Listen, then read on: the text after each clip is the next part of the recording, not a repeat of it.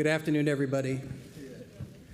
My name is Michael Colatrella, and I'm the Dean of McGeorge Law School at the University of the Pacific, and I just want to welcome you here today to do this important work. I want to thank all of the people here, their teachers, students, advocates in the juvenile justice system, and of course the sponsors who are the Office of Youth and Community Restoration, the Social Changery, Transformational Change Partnership that works closely with the University of the Pacific and McGeorge. So thank you for coming today, and I'm looking forward to the work. So in this event, entitled Please Don't Give Up on Us, Stories from Incarcerated Children and Youth in California, based on the report that was done, brings together leaders and advocates in the social justice space to improve the quality of justice for our juveniles here in California. The University of the Pacific McGeorge School of Law is not a stranger to public policy, you may know. We have programs in public policy. We have a concentration in government law, a master's of public administration, master's of public policy, and actually a master's for non-law students in government and policy as well. We actually were ranked this year by Pre-Law Magazine as the #1 government law program in the country, tied with New York Law School and the University of Pennsylvania. We beat out a couple of lesser-known schools, Harvard, Yale, and Berkeley, but who's counting? We because of our proximity to the Capitol, of course, we have a lot of our alumni go into this public policy space, either as legislators or legislative aides or lobbyists. And of course, the public policy programs populate the counties and the states with all kinds of policymakers. So we feel very connected to the public policy space and really welcome you here today.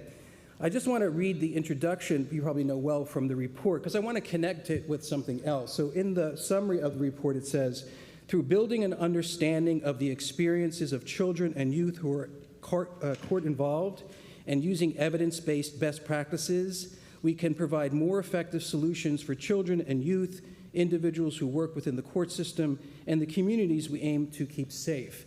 And that reminded me, as I was skimming through the report, of Brian Stevenson, who you may know, who's done incredible work in the juvenile justice space, mostly as a lawyer, and his Equal Justice Initiative.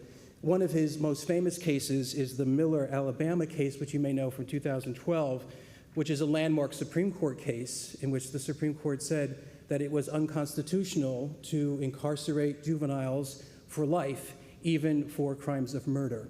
And that was a big step forward, I think, in juvenile justice. But if you haven't heard of Brian Stevenson, I imagine most of you did because of the work that you do, but he's certainly worth looking into in terms of the work. And just a couple of quotes that really resonated with me as I was thinking about today. So Brian Stevenson says, if we care about the future of this country, if we care about the future of our children, we have to look at how we support poor kids and abused kids and neglected kids. These are the kids that will be the measure of how we move forward. And it's in proximity with children that are in detention, children that are struggling, children that are overwhelmed by trauma, children dealing with disabilities. And I think that is a big theme of what the work that you're trying to do today, is to make life better for those children and all children. And there's one last quote I'll leave you with, because I think it really represents what today is about. Stevenson says, hope is your superpower. Don't let anyone or anything make you hopeless. Hope is the enemy of injustice. And what I think today is about is that hope. It's that hope expressed in a concrete way about improving the juvenile justice system in this country, and of course, being California as a model for other states too. So welcome here. I'm going to introduce now Lisa Smoos, who is the CEO of the Social Changery, to take it from here. Thank you so much.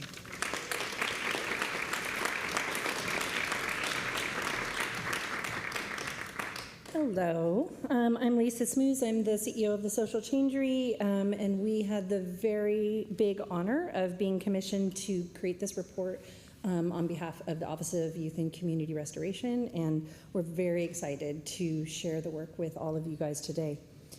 I'm going to continue the theme that the Dean started us off on of hope. And I'm going to talk a little bit about something that we don't get enough of, frankly, in the current climate, where it feels like A lot of our country is broken, a lot of our communities can feel broken sometimes, and that is hope and justice. So I want you to kind of try to put some of the other things aside for a minute that may be on your mind and buzzing around, and just try to drop into this feeling. Every person in this room today was once someone's hope. Every one of you. Maybe it was you had a parent or a grandparent or a teacher or a coach, or maybe for some of us who didn't have those things, maybe it was just the dream of an ancestor that we never had the chance to meet. But someone had hope for your potential, for your life, for your future. And I want you to reflect for a minute about what that feels like, that you were someone's hope and someone saw potential in you. And what kind of an impact did that have on your future and on who you became when you had somebody who was believing in you, who you were someone's hope? And unfortunately, as we get older and busy and distracted and overwhelmed as adults, sometimes we can forget to see that same hope in every child. We sometimes see problems instead of potential, and stigma instead of strength. And when we talk about children and youth caught up in the justice system, the stigmas pile up really fast. Stigma from poverty, from trauma, from mental health struggles, from choices that they may have had to make in impossible circumstances. And sometimes when a child gets that label, those stigmas follow like shadows. And it can be really difficult to find work, find housing, build a life, build that future that somebody else had hope for you in. But the good news is that decades of research show that stigma cannot survive authentic human contact. So you think about it. When you sit down with somebody, when you hear their story, when you see their humanity, everything changes. That person that maybe we'd written off, or a whole group of people we had written off, starts to change when you sit across from one and you see their humanity. And the person that shares their story, they start to remember something powerful too, and that is that they are not defined by their worst moment, they are not their mistakes, they are not their circumstances. And I bring that up today because the report that we're highlighting today was written so that more people could experience this human connection with the young people that were impacted by impossible circumstances that led them into the system. Young people who may have been written off, but instead they flourished when they were provided with resources and opportunities that were designed to heal. And that brings us to why we're here today. Today you're going to hear a new way of thinking about justice. You'll hear that true justice isn't achieved through punishment, but through healing. You'll hear stories that challenge everything we think that we know about keeping our communities safe. You're going to hear from some of these young people themselves. You're going to hear some of the adult stories who refuse to give up on them. And you're going to see what happens when we replace punishment with purpose and when we choose healing over harm. Now, I know some people may feel resistance to this idea. You might think this sounds idealistic. What about keeping our communities safe? Don't people have to have consequences? Don't they have to pay? There's this narrative that people have to pay for things in our society. And I get it. I understand the skepticism. But here's the truth that our panelists are going to demonstrate. When children and youth receive the right support, when they're given genuine opportunities to make things right, when they're treated as human beings capable of growth and change, they don't just survive, they thrive. And when they thrive, our communities become safer, stronger, and more whole. So as you listen today, I want you to circle back to where we started, to that hope that I asked you to drop in and feel at the beginning. And remember that every child was once someone's hope, and they still can be. And so I'll leave you with this question before we get started, and that is, what if true justice isn't about making people pay. It's about healing the wounds that broke our communities in the first place. That's the conversation that we're here to have today, and that's the future that we can build together. Thank you.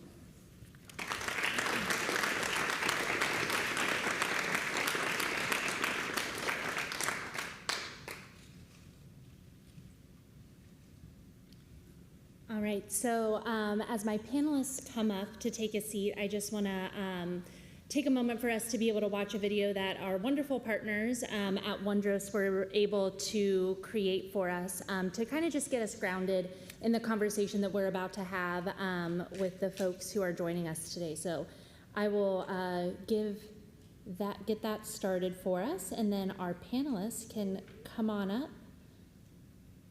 I promise I know how to use this computer. There we go. Okay. Very destructive lifestyle of a gang member since a very young age. It got to the point where I felt that there was nothing else for me out there in the world until it led me to be incarcerated at the age of 16, facing 2 life sentences and eventually getting convicted with a life sentence. I was officially put into foster care when I was 14, and so I kind of just decided to run away. I ended up getting into a situation that led to my incarceration of 6 years. Developmentally, adolescents are different from adults. They're more impulsive, they don't think as long-term, they're more influenced by peers. The pattern that I saw for the youth who are in juvenile justice were that they early on struggled. These are families that in some instances are caught up with generational problems or chronic issues like mental health and substance use disorders and domestic violence. I've had anxiety since I was young. I was hurting mentally, emotionally. My dad gave me my first beer when I was 5 years old. And he said, "Here, man, drink." We know incarceration makes all kids worse. You are so over-regulated and over-controlled in an environment that is not normal, delaying the very development we want to increase. Going into the system, I felt completely shattered, and I had to face the consequences of my decisions. But the system was not designed for you to rehabilitate yourself. We also know that once someone comes in contact with the system, their chances of going back significantly increase.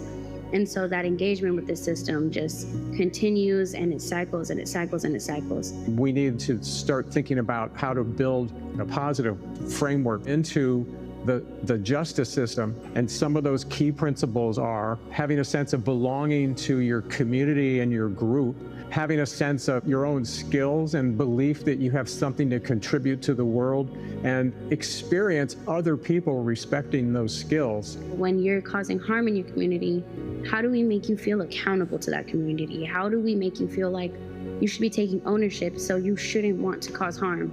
The concept of having a young person or anyone involved in the justice system experience that connection with the victim of the crime is called restorative justice. And it's called restorative because it helps to restore the community. So many victims are from the neighborhoods that the kids are from.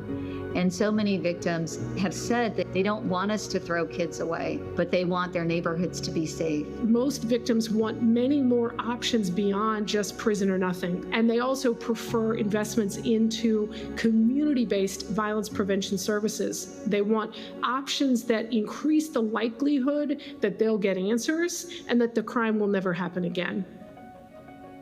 When we prepare young people, when we treat them with that dignity and respect, they emerge better equipped to be contributing members of our society. We're advocating for rehabilitation. We're advocating for mental health treatment. We're advocating for therapy. We're advocating for things that would help address the reasons that this young person got involved in crime in the first place. Job skills, basic life skills, how to open a bank account, how to get a driver's license, how to do just basic things so that when they leave jail, they're prepared. There was a lot of good people that meant well, a lot of volunteers that used to go and provide classes. And I think that I was lucky enough to have those experiences because I held on to that. Like I was so hungry for that because the way I grew up, those things didn't exist for me.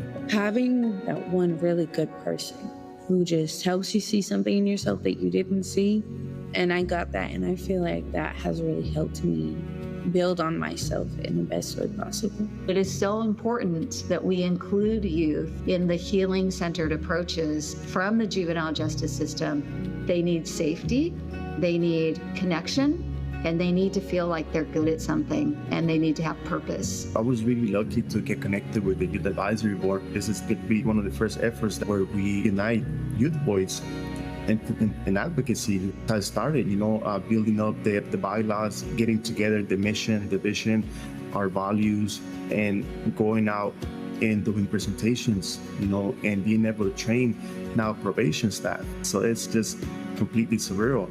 Also, I mentor youth and young adults, and I think that that's the biggest thing that I wanted to walk away with is you hold the power. Like you can choose, and the sooner you start choosing different things, the better that's going to be for you in the long run. Those closest to the problem will always be closest to the solution. And so it's important for them to be the ones at the forefront of this fight, making sure that it's being done properly and with integrity. One of the challenges is how to take that justice system and have them connect young people to things that will grab them and propel them into adulthood in a positive way. The police department needs to know this youth work program exists over here. Let me get this young person connected to them. And that's the job. I knew that I was not the same person I was at 16 years old. I feel like I already changed the narrative. I have an immense debt to society, to humanity. And the fact that somebody else believed in me empowered me to believe in myself.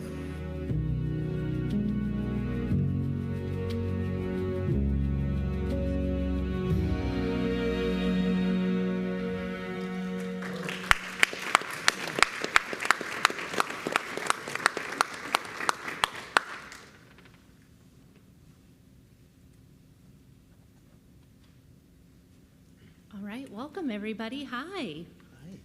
All right, so I think before we get started, I know already a lot has been said, so I don't need to do too much as far as talk about why we're here today. So I thought maybe instead let's take some time to get to know the wonderful panelists that we have here. So if we could go down the line, just take the time, introduce yourself, give me, let everybody know your name and maybe just something about you and why you're here today.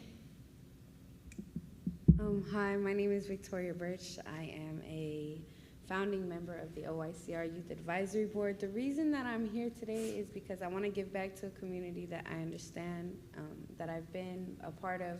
I want to make sure that the future generations don't have to deal with the same hardships and struggles that my generation and generations before me had to deal with. So that's why I'm here today. Hello everyone, my name is Kevin Barón Maturano. I'm here as a panelist today.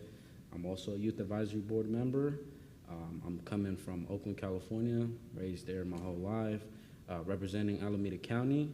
And I actually got myself involved with this type of work at the age of 14 through restorative justice programs and have been able to develop myself since then.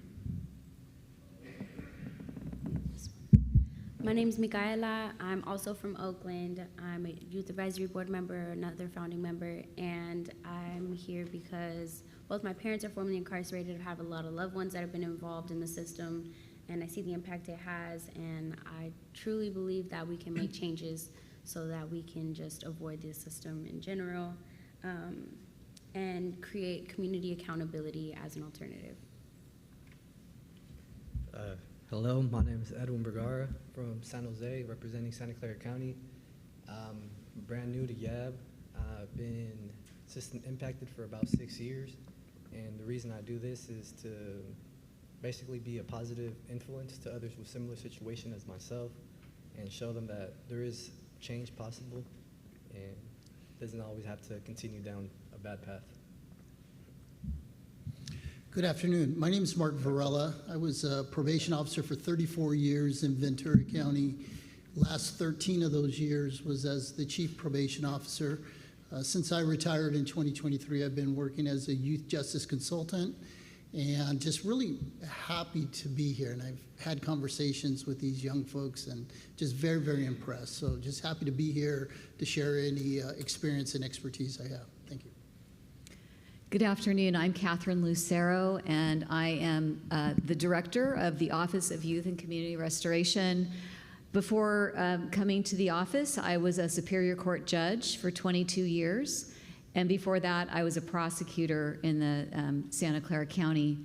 And I'm here today because this is really important work to lift youth voices, and this is a critical and I would say a milestone report. So I want to be here to make sure that we introduce it to the community and that people that can support the work in all that they do have access to this information. Thank you all, and I think unless someone tells me otherwise, I think you can take the mics off the stand if it's easier to talk into, because I think with these ones you got to be a little bit closer to them. So feel free to do that if it's easier for you. Or can we grab one of these extra ones over here too? Actually, perfect. Okay, we're going to do that. That way everybody has their own. Awesome. Thank you. Good catch, Victoria. All right, well, I want to actually start us off with a question for our young people who are able to join us today. So you all told us like why you're here today, why you got involved in this work, and today your students, your workers, your leaders, your community members. I want to hear, what are you the most proud of in your life right now? I can go. I started doing this work when I was 14. I got involved with an internship through my high school. There was a program, and they said that they were doing another internship that would be outside of school. And from there, I just continued to get involved in other internships and programs. And that's how I really started organizing locally, statewide, doing policy work, doing community events, getting involved in political education, and just everything involved with that. And I've learned a lot through the years, and I would say now I'm a parent of a 4-year-old, and so taking all that work that I've learned and not just engaging it, and not just implementing it in the way that we engage with community, but implementing it in my home and the way I raise my daughter. So for me, it's the way I talk with my daughter, like it sounds so silly, but like Dora, right? We have Swiper. Why is Swiper the bad guy? Why is he stealing? Let's get that baby some clothes. There's other ways to look at it and navigate it and break down things, because at the basic level, it really starts in the home and the exposure and learning and understanding. It starts at a very fundamental place, and it's those very small, young developmental years that really shift and change us. And so when we're deprived of resources or we're overexposed to things, that's where the lack of foundation is how we see a lot of disruption end up impacting later on in life and having that ripple effect. I think for myself, something that I'm proud of is, can you hear me? There you go. Okay, sorry. Something that I'm very proud of myself is coming from doing 6 years in the system to before I even got out, I've been doing this work. And a lot of the time, people told me I wouldn't amount to anything. I did 6 years in juvenile justice, and I was in foster care in and out from before the time I was 14, but officially 14. And so to see my progress, my growth, to see the fact that I went to college, to see the fact that I work and I do this work full time, I think that's for me my biggest accomplishment, is being the person that everybody told me, oh, you're going to be just like your father, or oh, you're going to be just like this and you're not going to amount to nothing. And here I am. I'm doing this. So I think that's my personal biggest accomplishment.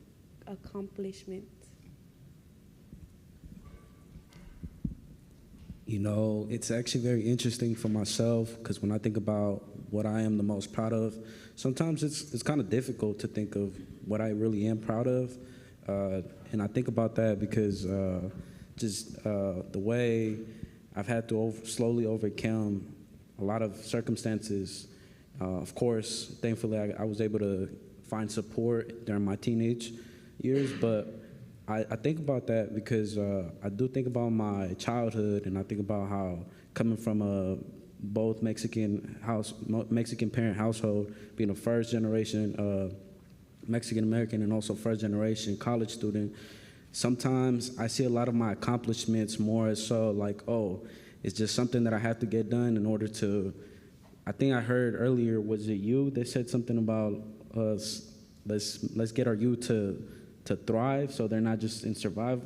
Because when I think about that, I feel like a lot of youth who come from like a similar background as myself, we are in survival mode. And so a lot of times our accomplishments can be, is what I like to say, like overseen, or I'll oversee my own accomplishments. But I would definitely say, like, now that I'm currently in the position that I am and have been able to develop into the individual that I am today, I definitely am happy that I am a part of the efforts to making a more equitable and just youth justice system.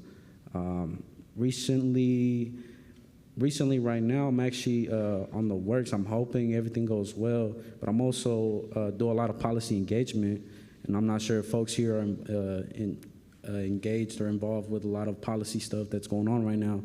But I am involved with a lot of policy engagement and have supported the efforts to get Assembly Bill 1376 to get where it's at. Right now, it's currently, we're just expecting the government to sign it. We're hoping everything goes well because it's been a year of putting a lot of efforts into making it to the level of where it's at right now too. So I'll definitely say I'm happy to be a part of the change, especially knowing my background and everything, all the circumstances that I had to go through just to get to where I am today. Like I said, I'm a first generation college student too, and I think about like how I've been able to break generational cycles that to me is just normal. It's just like another check on my list, but realistically, I'm doing what my ancestors and what the generations before me would have wished they could have done. And so I'm definitely proud, and I take pride in the individual that I've been able to develop today. Yeah. I would say mine is similar to like Victoria's, where she said, well, at least for me, it's my change of mindset. Because I believe when I was younger, I just had my mind just very hardened and just thinking, I'm gonna live day by day. This is what I want to do. My future is the future. Whatever happens, happens. And I couldn't really say when that changed, but I do remember when it was getting closer to that release date, and I realized that I am going to be an adult. I got to figure it out for myself, my family, and then my future family, because that's what really drives me. I'm really family orientated, so I want to be the best version of myself so I could give my future kids and my wife, whoever that may be in the future, the best possible life, because that's what I thrive for. That's what my parents fought for, and I just hope to one day give that to someone else as well. Thank you all so much. So I want to talk a little bit about kind of public perception and doing a little bit of myth busting for us. So, the public perception is often shaped about like the really few stories that we hear about when things go wrong.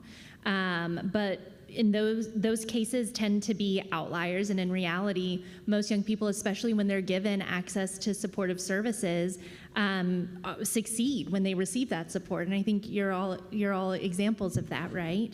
And so I want to kind of talk about that a little bit. And I'm going to direct this question actually to Chief Valera and Director Lucero. But what do you often see as being some of the biggest misconceptions that the public and professionals hold about young people who come into contact with the system? So when I started as a probation officer, it was a long, long time ago, there wasn't an opportunity for youth to really express, as it was said earlier, they're experts of their own lives. There wasn't really an opportunity for input. So the system has changed a lot and it's moved a lot, and I'm very proud of most of the stuff, but there's a lot of work that still needs to be done. Some of the misperceptions that I've seen that still exist is an over-focus on the behavior which brought the young person into the system. And based on the focus of the behavior, a lot of interventions are selected, and the youth are determined, at least immediately, to not be suitable for other options such as diversion, access to community-based programs, or least restrictive placements because of the behavior. And I think that's a wrong approach to take. Each youth is individual. There are a lot of factors and reasons why the youth came into the system. And I think that a lot of the training of young professionals that are coming in the system need to focus on that, not so much on the behavior or the symptom, but really to do a deep dive into what the root causes are and the reasons why young people coming into the system. So I do see that that's still an issue, and it's something that we need to continually address. Yeah, I would certainly agree. We have lots of policy work around foster youth, homeless youth, as we should. But from my experience, the youth that are in the juvenile justice system are our foster youth and our homeless youth. They just came into a different door, a different system door. So I think recognizing that youth, all youth in California deserve to have the care and programming and services available to them, no matter what courthouse door they came in, no matter what system they came in, that they deserve to have that equally. Once a youth, due to root causes, and having, again, heard hundreds and thousands of cases, there's always a huge backstory, always. It's very rare that there's not a very detailed and long backstory. And acknowledging that rather than just saying, okay, they crossed a line, they broke the law, so now we're going to treat them like mini adults. Now we're going to treat them like we treat all people in the criminal justice system. And so I think those are, getting to a place where we understand that it's a very serious social emotional disruption by the time the youth gets to a place where they do commit a law violation, that there's a lot that works up to that usually. And then treating it like a social emotional disruption and not like a criminogenic feature that has to be managed or pathologized.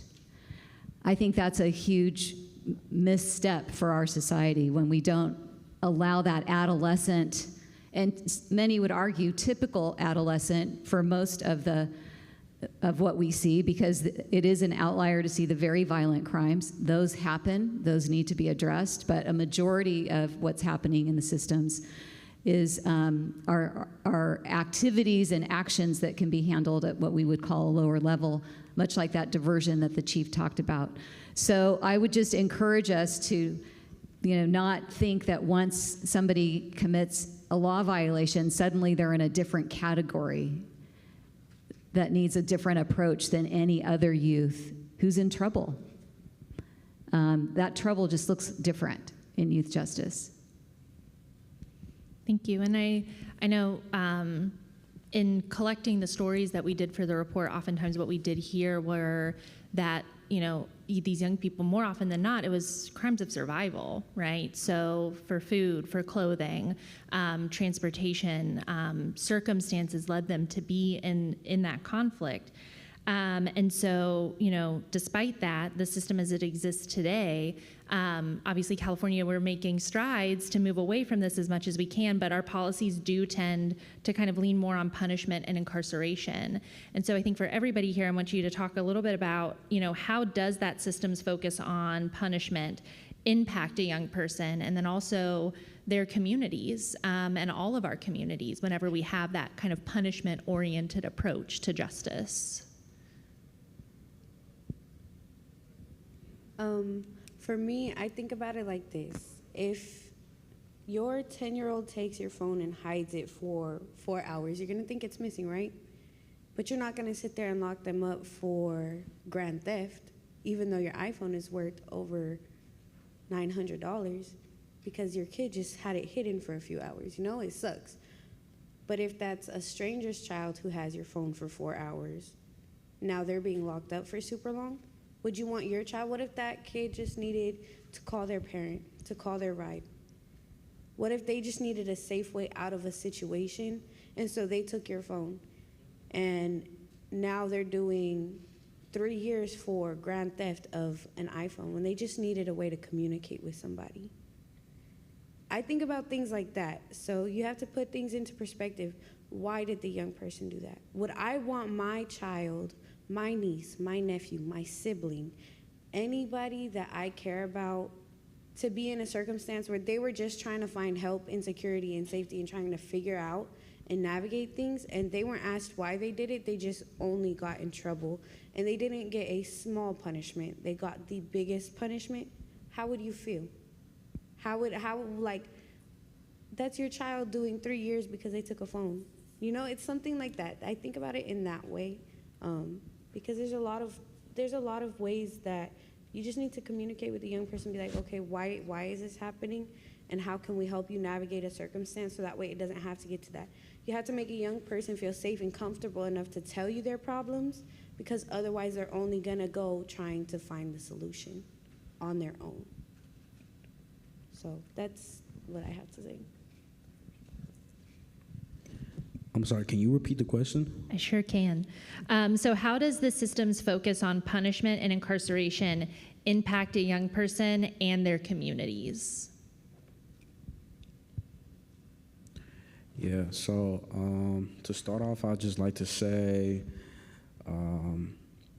we know for a fact that our brains are developing, and if I'm not incorrect, they don't finish developing until the age of 25. And so I believe by limiting a youth, by giving them punitive responses for an action, or in this case, a crime, just limits them to expand their options and their opportunities and their potential, you know. I don't know exact date of when the first juvenile system was established, but I know for a fact that statistics show that many youth who come out, they end up following up into the adult court system. And for that, I just like to continue to say, like, it clearly shows that the youth juvenile justice system isn't following up with their own mission, which is rehabilitation. And then I believe that if we believe in rehabilitation, then we should go about other options such as restorative justice. Mika also mentioned earlier about what are other ways we can find, what are other methods or strategies where we can find youth to hold themselves accountable for what they did, while also being able to do something successful as well too for their own selves. And I also think about how incarcerating a youth at a young age can impact them mentally, and if they are living most of the years of their teenhood inside a facility instead of being outside where they can, like I said, explore, whether it's career pathways or education, sports, or just anything that's positive, then how are they kind of expecting for you to come out successful and 100% rehabilitated?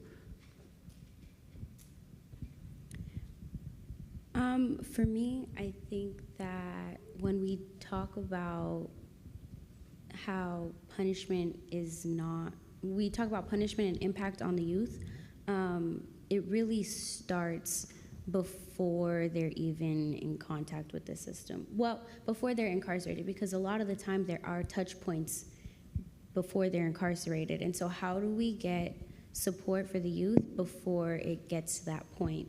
And I think it really just goes down to getting to the root causes. How are we making resources more accessible, and to not just the youth, but also the families involved, whether it's offering more parenting classes, how to navigate these things, family therapy, anger management. Probation has all kinds of funding, and a lot of the time they're not being tapped into either. And so how are we getting those resources given to the families. Because like Kevin said, once we see that touch point with the youth involved in the system, they're more likely to come back. And once they're in the system multiple times, they're more likely to go into the adult system, and it becomes this cycle. And so how do we focus on rehabilitation and even just avoiding the incarceration from the first place?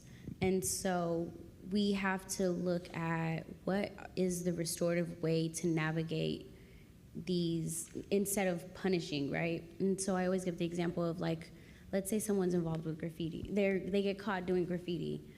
They go to jail, or can we have them just paint over the graffiti they put on some wall, right? Let's say it's his business.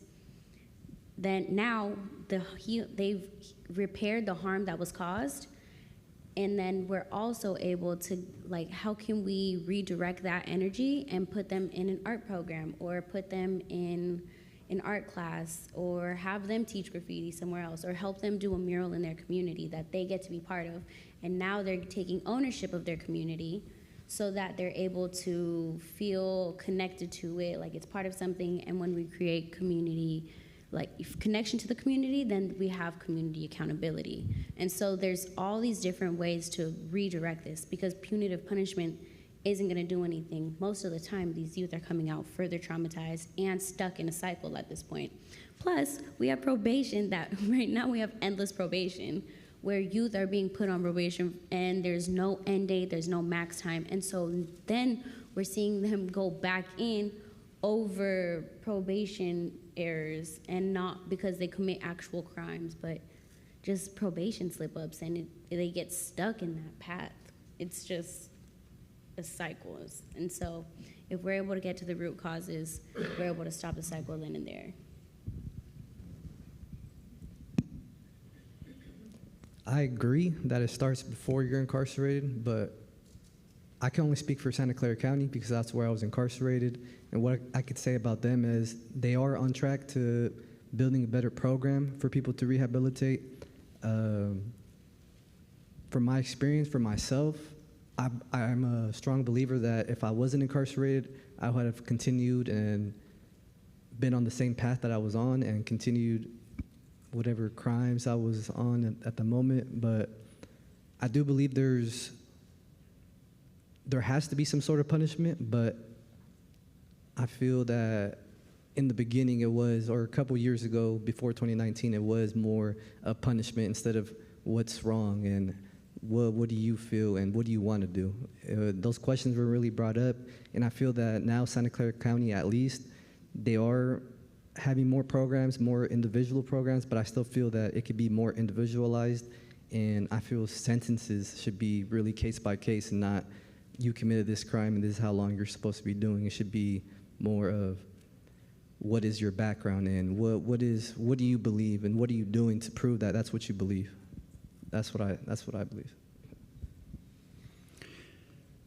I think anytime a youth who has interaction with the justice system is a traumatic event, on top of maybe other trauma that a young person has experienced. So we need to look at anytime a youth comes in contact with the system, it could be very traumatic. If you just think of admission into a juvenile detention facility for a young person, going through the process of being admitted, every item of clothing is taken away and you're given other items of clothing. You get assigned to a housing unit where there are other people that you don't know.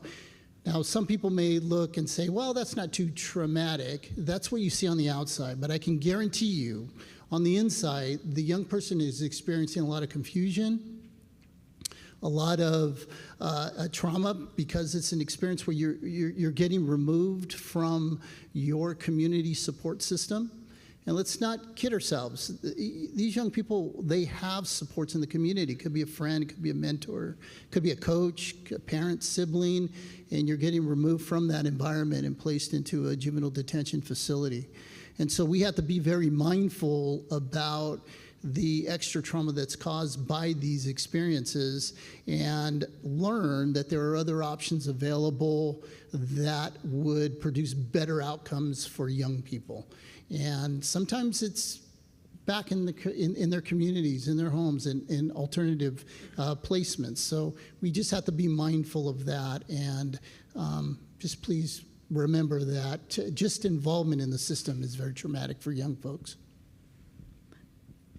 Absolutely, and I think when the youth are describing that it can start in the community, this punishment lens at schools, when we had zero tolerance policies, we have a very high suspension expulsion rate for youth before they enter our systems. Youth don't have the pro-social activity that everyone else has when they are not allowed to go to school. And it's not just, as a judge, I remember kids getting expelled from their district, and then they'd have to take a bus for 2 hours to get to another school that wasn't in their neighborhood. Really setting kids up for failure. And that's why most of the kids that came to me were not in school. They were not in school, and they were hanging out with other kids during the day because their parents were working, who were not in school.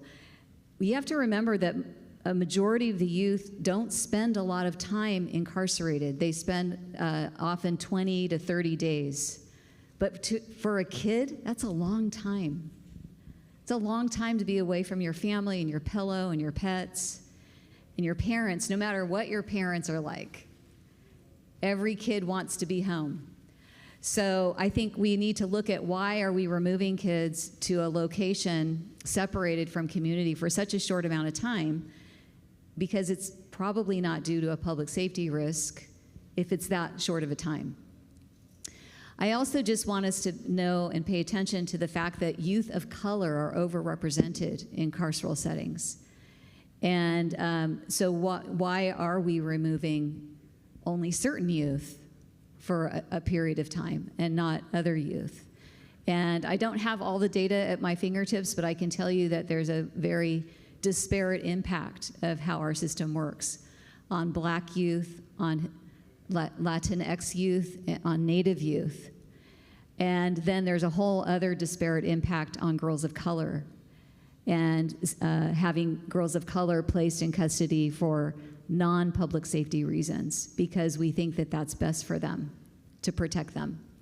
So I think that punishment lends itself to rationalizations that end up being harmful to the youth and actually not serving the purpose of keeping communities safe. So there's a lot here to unpack, but I think overall what we're hearing and what we know is that this behavioral health lens actually does promote youth not getting on a pipeline to prison, and it promotes youth entering into accountability. We all agree accountability is important, taking responsibility is important. That's actually important for healing. It's just, how do we do it? How do we do it in a developmentally appropriate way for a youth who is between the ages of 12 and 17 when they commit a law violation? And I know we've talked a little bit here about the importance of community and those community supports, and a few of you have mentioned restorative justice and restorative approaches. And I think just for folks who aren't familiar with that, would one of you mind kind of explaining what is it that we're talking about whenever we say restorative justice? Everyone's looking at Mika. She's looking around too. I mean, I'm not that great with definitions, but I could definitely try to hop in.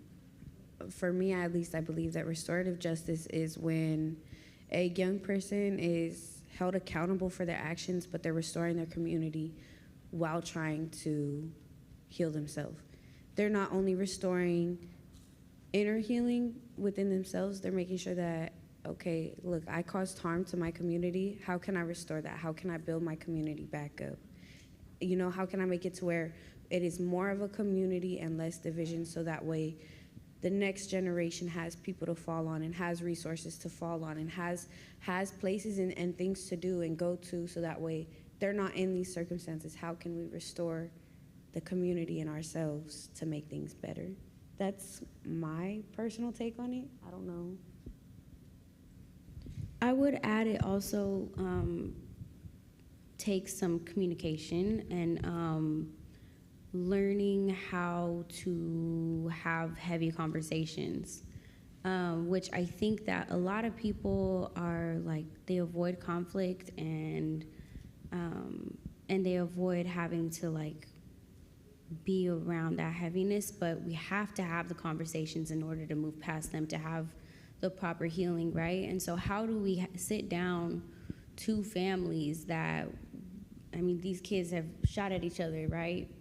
One of them could have taken the other friend's life or a sibling's life or whatever it is. How do we sit down and talk about like, okay, maybe this had been going on for years before. This problem between y'all has been going on for a long time, like these generations. Or how do we talk about like how there was little misunderstandings that happened because y'all saw each other at school and you guys said something in the hallway and then later on you took it back to the neighborhood? Like, how do we have the heavy conversations of really sitting down to talk about where things led to where we got today, and also realize like it's not that deep, and how do we move forward, what's needed, what healing is offered, and also doing like healing for everyone. Like we have violence interrupters, right? And so let's say there's a violent crime that happens in Oakland. We have people that respond to those crimes, and they help they support the family navigating police, because not all families are comfortable with them, and maybe the person who was impacted by that violent crime, maybe they were the breadwinner, and so how do we get support for that family and provide them with groceries or rent or whatever it is that's needed? Maybe they need to be rehabilitated into a new area, and like move to a whole new city. How do we also support that family in their healing? And so sometimes we'll have like Aztec dancers come, or we offer them what's known as like a sweat lodge ceremony. And so how do we support that family in their process of grieving? Because when we do that, then they're able to focus on their grief rather than retaliation. And how do we support them with processing those heavy emotions? And then later on, we can go with other people, we can talk to them, and we like can literally have folks sit down. Sometimes it takes a long time. I mean, we've had people that have come back to us a year, 2, 3 years later, be like, look, I actually think I can sit down and talk to, because sometimes it's hard to be in the same room as someone who's caused such a deep harm. But at the end of the day, we have to stop. We have to be able to process our feelings of hurt and grief, to be able to remember that everyone's still a human. We have to find the humanity and connection and love and compassion and empathy to be able to work with everyone, care for one another, and be able to move forward so that we're able to also grow. Because we have to grow as people to be able to empathize, to be able to move forward and really heal and avoid staying stuck in these cycles. Thank you. Go ahead. That was actually well said. The only thing I would add to that is I think all of our, and I say all of us, I think when we act, our behavior has ripple effects, right? We don't think so, and particularly if you're a young person and you're out having a good time and you don't think that what you're doing is harming folks because you're thinking of how things impact you. It actually has a ripple effect. And there are people and entities around you that are impacted by behavior. And I think the restorative piece is trying to get young people to understand that their behavior impacts your family, it impacts friends, it impacts your neighbors, it impacts, your local community. And when people have, particularly young people, when they have that understanding of, oh, okay, I see that my decisions, while fun at the time or however I was thinking, has an impact on the people that I love around me, it really gets people thinking that I'm not the only one that suffers from my decisions. But conversely, when people go through treatment and rehabilitative programs and they start making fantastic decisions about their lives, that also has a ripple effect. It has a ripple effect on siblings and families and friends, and people benefit by the good work that's being done through the restorative process. So it's just a good way that I like to refer to the work in healing and the restoration. A common thing that we hear when trying to talk about, this realignment and the move to the rehabilitative and healing and restorative justice focused approaches, well, if there aren't consequences, what's going to prevent people from committing crimes, right? People have a really hard time being able to understand that accountability and healing can actually coexist with one another. It's not an either or. So this is for everyone, but how does shifting away from this punitive model into something that's more focused on restorative justice actually improve safety for the community and challenge those assumptions that harsh punishment is necessary to keep our community safe? One thing I use a lot of the time when people try to have conversations like that with me, where they're like, well, what about holding them accountable and punishing them? I ask them, well, would you rather hold them accountable or punish them? It's two separate things. Punishing somebody is not always going to keep them held accountable. Holding them accountable is calling them in. Punishing them is calling them out and pushing them away. Holding them accountable, you're pulling them in. You're bringing them into that space, and you're making it to where they feel safe and confident and comfortable talking to you about the reasons why. But if you're punishing them, you're calling them out. So guess what? I called you out, and I'm calling you out in front of all these people, and now you're never going to feel comfortable coming to me and seeing how you can heal, how you can be better. So I think that's what I say is do we want to punish or do we want to hold people accountable? It's two different things. I don't think that they're the same.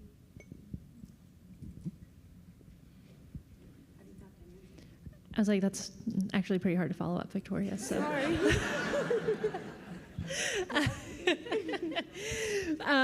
Sorry. Next question then is, when we are trying to think about moving to that model, right? Moving to that more healing and restorative justice focused model of accountability.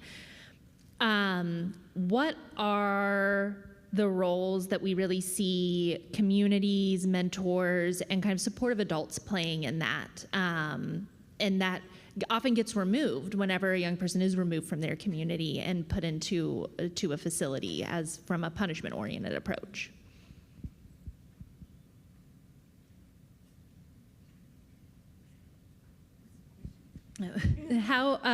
What's the role of kind of supportive adults in the community? How important is the community in that process when we're thinking about that accountability method? Having those people is definitely important, because a lot of the problems for young people before they enter the system is they don't have that person. And the reason they don't have that person is because a lot of the times it takes an impact from the system in order to connect young people with resources. Why do we have to wait so long? I think that it's really an important thing. My mentor, I didn't meet her. She's sitting in the back. I didn't meet her until 4.5 years in, 5 years into my incarceration. Known her for about 2 years now. I didn't have that before, and my mindset didn't change because I didn't have somebody like that. And now that I have that mindset, I'm right here, I'm speaking, I speak all over. I also educate myself on things because I know that I can never stop growing and learning. So I think having those people in your life who shed that light onto you is definitely a 10 out of 10, 11 out of 10. It's more than a little important. It's very. Yeah, exactly to what Victoria was saying. It takes connection, and because everyone really just wants to feel seen.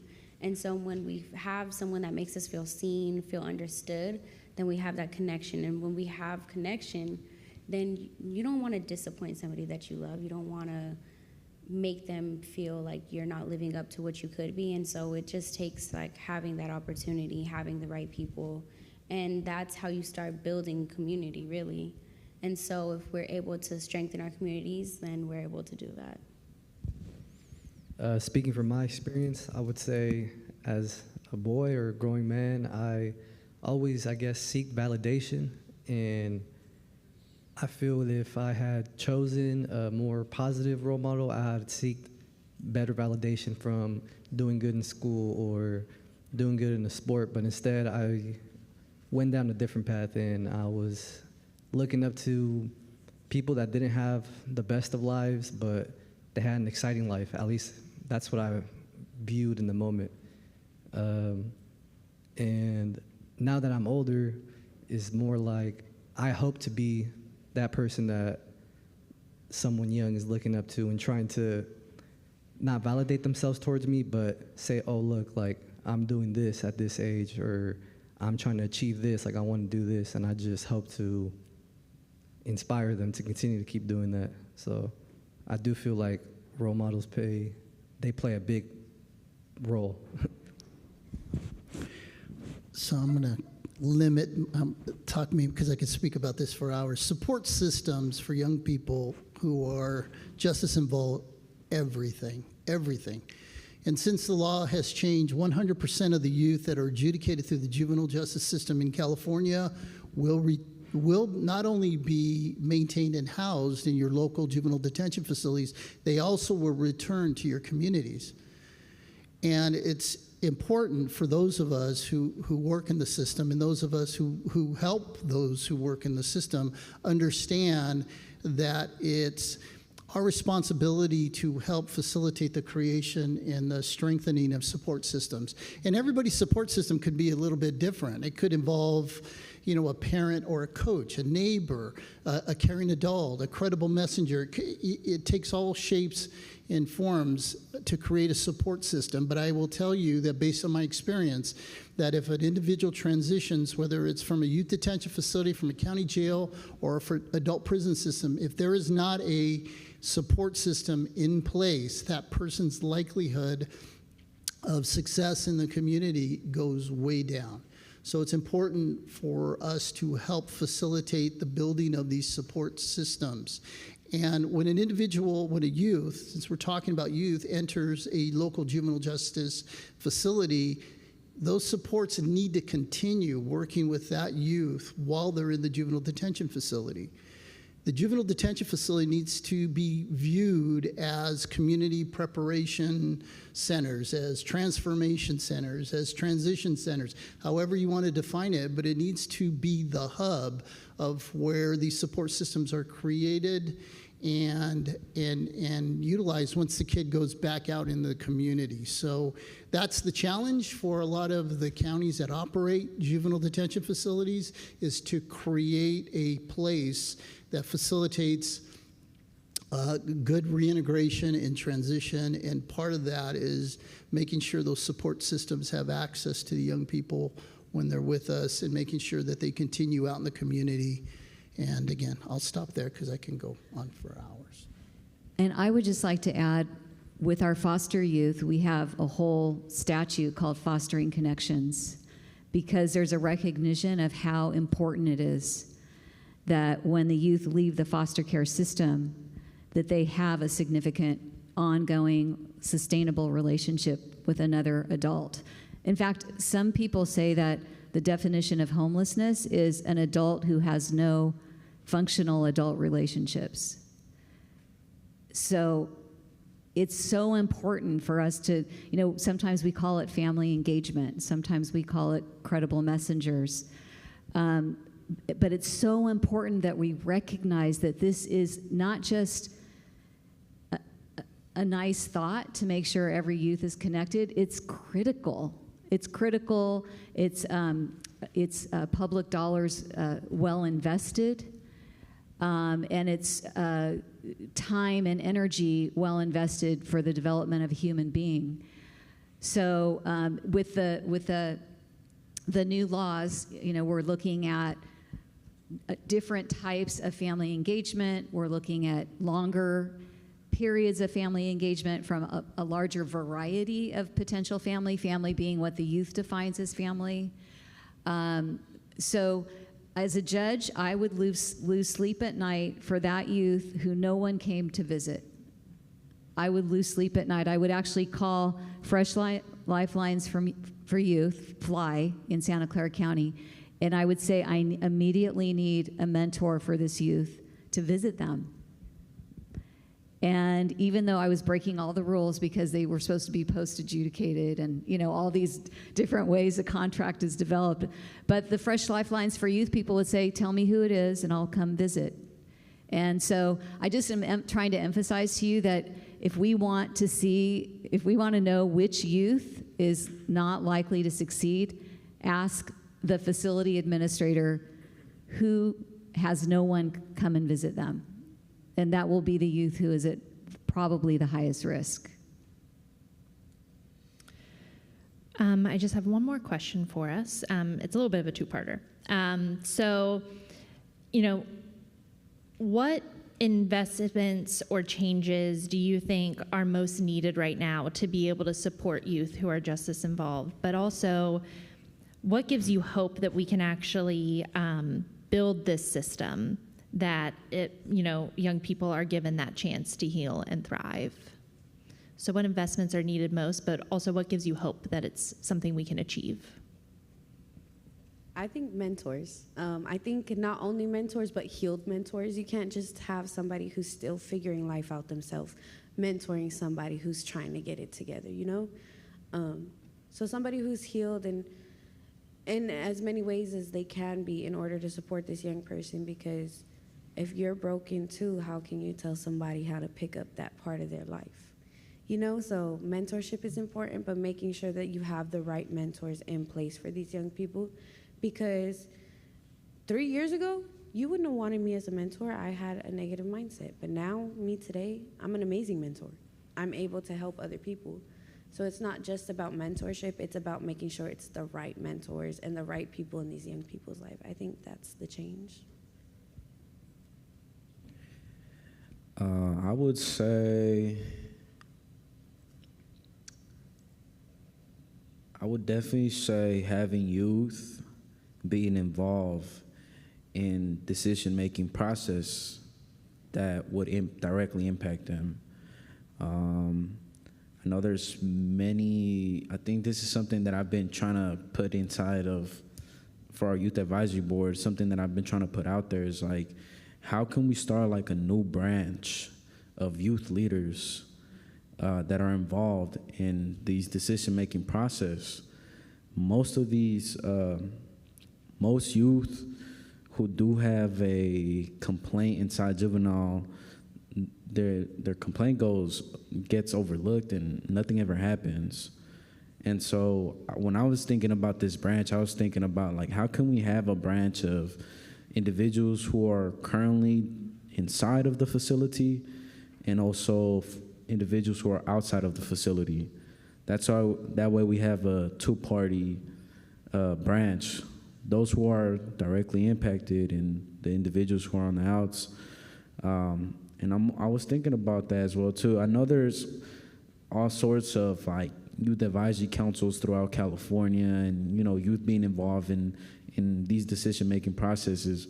But like when I'm talking about this, I'm really just thinking like, how can we change this narrative? Because each time I go to, whether it's a JJDPC meeting, I never see young individuals like myself. So like, that's why I'm just curious. And then they always happen when it's like a weekday during like school hours. So if there was youth who were interested in attending, they're not able to attend anyway. So I was just curious, like, how can we invest to create or build another branch of youth leaders, alumni, in order to be involved in these decision-making processes that can directly impact them.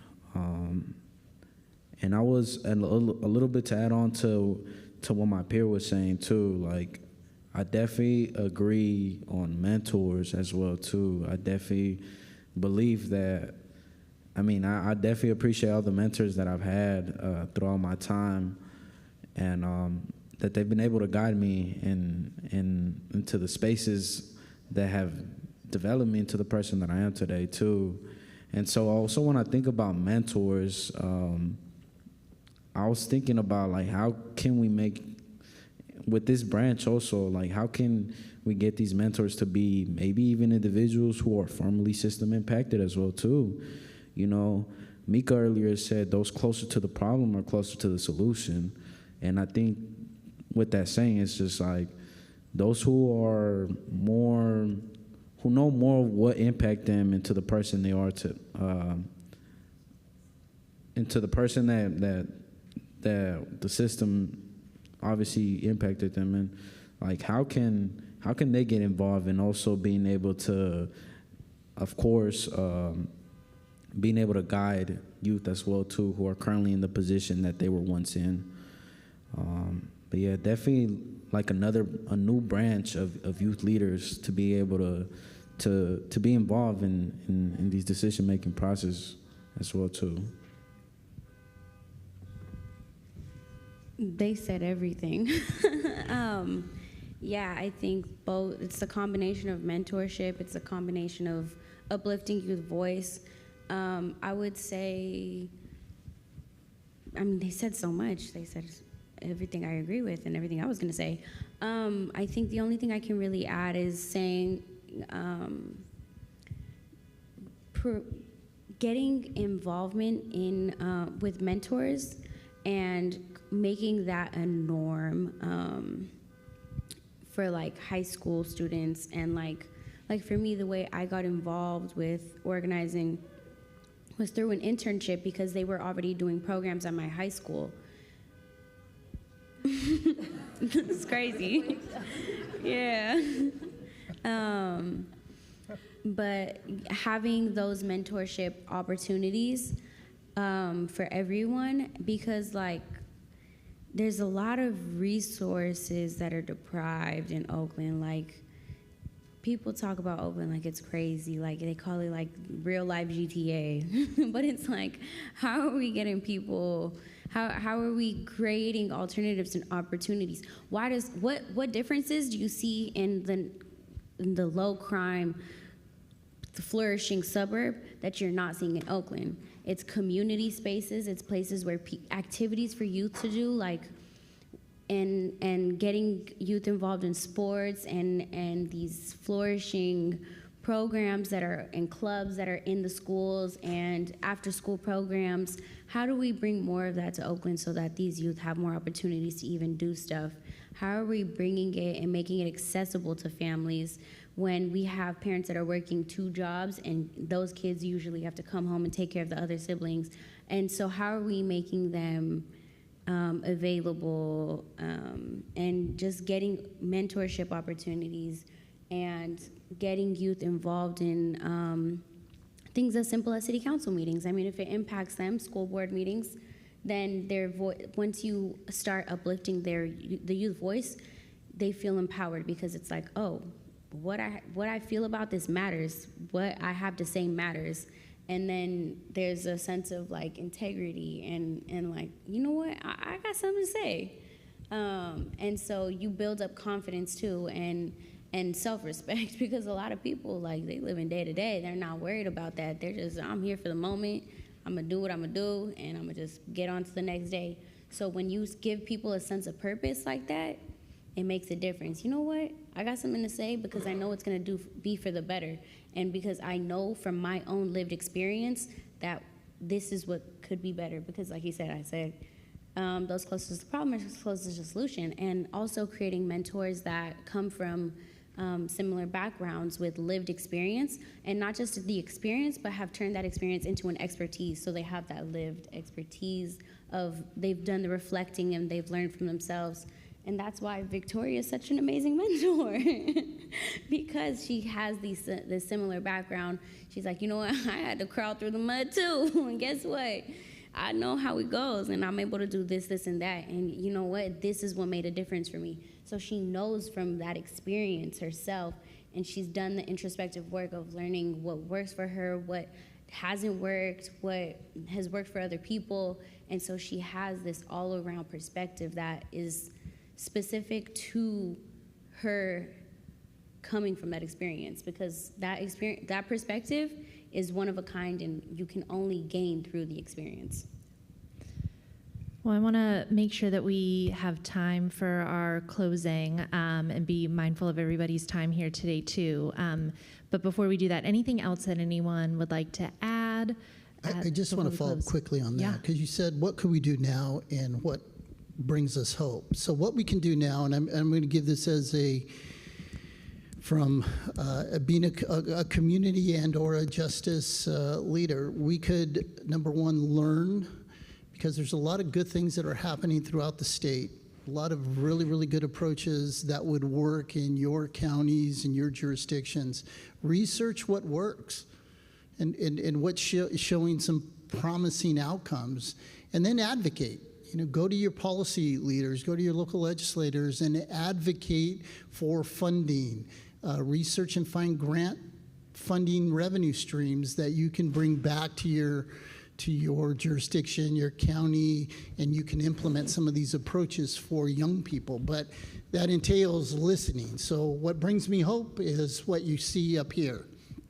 You see professional folks that have spent their careers in juvenile justice that are learning from the voices of young people who are experts in their own lives and figuring out what works, what doesn't work, and be able to adjust and offer some approaches that are showing some really, really promise in terms of being success for young people. So as leaders, we need to advocate for that, and our voice is really, really important. And I can't tell you how many crazy ideas I've had through the years that our county supervisors had to listen to me talk. But one of the things I used to do, I used to bring our juvenile court judge with me. And, you know, the advocacy part is really, really important.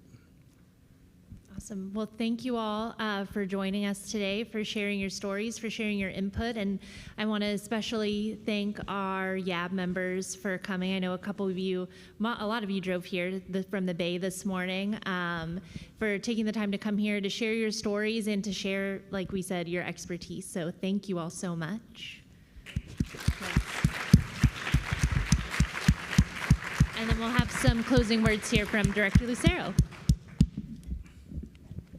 Should I just do it from here? You can go from here. You can go from the lectern, and we'll move to our seats. Yeah. All right. So first of all, thank you for coming and listening and keeping an open mind. Can you hear me? Yes. Okay. Thank you to McGeorge Law School, Social Changery, everyone that helped to organize this event. You know, we started the afternoon with some words from the dean about hope. And I wanted to let you know that I was a child welfare judge for a long time, so foster care, you know, separating of families and sometimes forever. And I remember an attorney said to a child once, after a child said, "I hope my mom gets better," and an attorney says, "Don't get your hopes up." And I said, counsel, I take exception to that, because hope actually works. And so in this courtroom, everybody's allowed to have hope. Because you know what? I often used to think that all we really could offer each other was hope. The law is fragile. The systems are fragile. But human connection is real. Inspiration is real. Connection is real. Everything else is fragile. And I think we are seeing a lot of that in today's world. As we close out, I want to leave you with a thought that's carried me through my career. All the kids that I have met, even those who made really bad decisions, are able and can change their lives for the better. I've seen it. When they have someone that believes in them, when they have access to equitable activities like school and mental health counseling, and kids can change their lives, and we can help them change their lives. And we know that this is true. The research tells us this. Everything, there's not one iota of information that I can offer you that says if you don't support and love and have compassion for the person in front of you who has made a bad decision, that that's a bad investment. Okay, do we have youth that continue to have a very windy road to success even after I have been in their lives? Absolutely. Did my own children continue to break the rules of the house, even if I caught them breaking the rules and gave them a consequence? Absolutely. But I have to tell you that those who re-offend violently are far and few between. Those who have a probation violation, maybe that's so. But those kids who get in trouble and then come out and re-offend violently is few and far between. And I think that there's a public narrative that focuses on failure. And we hear about those rare cases, and then that starts to get repeated, and then suddenly we have a system that is focused on punishment. But we know that we must not look at the exceptions, that we have to look at the reality of what the research says. And that says, with the right guidance and the right support and the right reconnection to family, youth can be successful. As I said, when I was on the bench for 22 years, I had thousands of kids appear in front of me, and I can tell you that 99% of them and 99% of their families, no matter how system entrenched they were, wanted to do better. They wanted a better life for themselves. They wanted help having a better life for themselves. I used to have kids that say, I want to do better, Judge, but I don't know how. That was so authentic.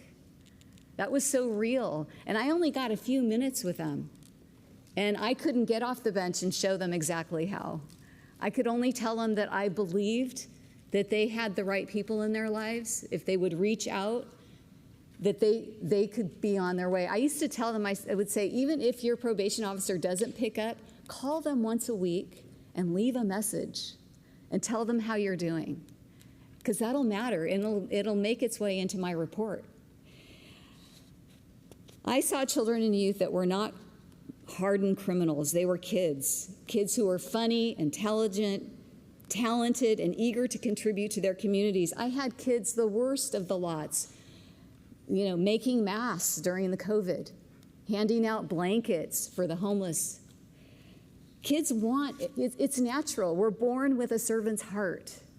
We're born to help one another. And so when people feel disconnected from their families, from their communities, and then eventually from themselves, then that's what we have to help make their way back. It isn't wishful thinking what we are talking about here today, because the research tells us, and this report tells us from over 100 interviews, that these are young people who are processing. They're telling you about their pain. They're telling you about their own vision for themselves. And they're asking us not to give up. They're asking us not to lock up and throw away keys. They're asking us for rehabilitation. Rehabilitation works. Restorative justice works. And, safer neighborhoods and safer communities and families are what we're all about. And beyond just looking at this system reform as a dollar well spent, or a way to have a solution for a harm done, it's the right thing to do for kids that are committed an offense between the ages of 12 and 17 to have a way forward.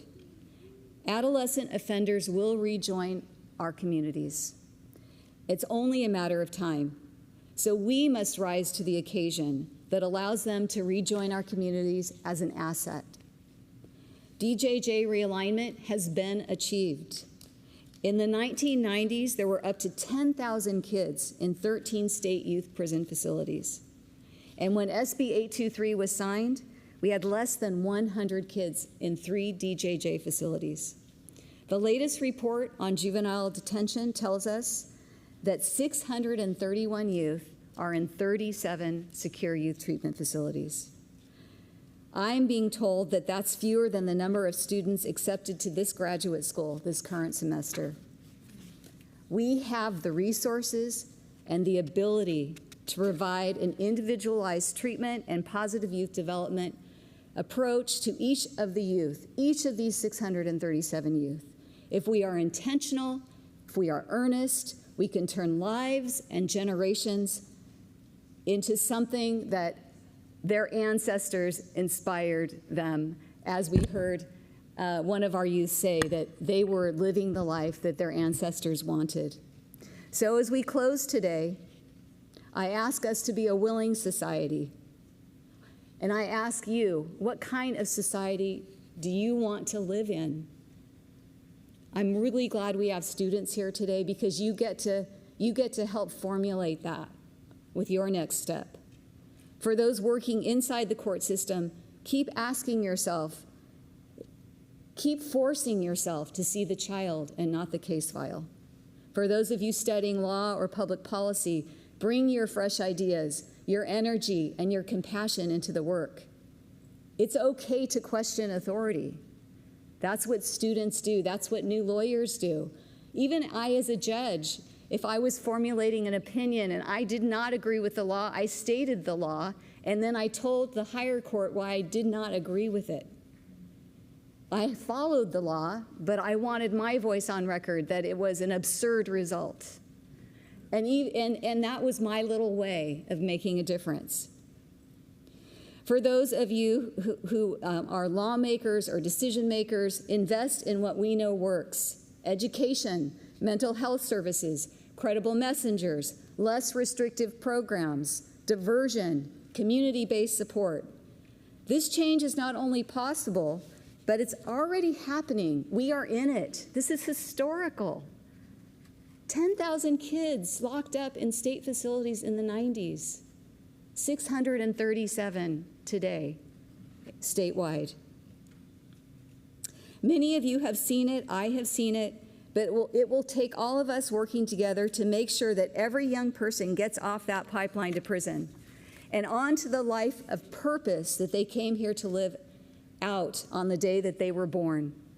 Just like how we imagine this for our own child at home. Let us walk out of here today committed to creating a society that allows every young person to thrive by doing our part, to listening, to uplifting youth voices, to centering their potential rather than their mistakes, to building a justice system that truly reflects justice.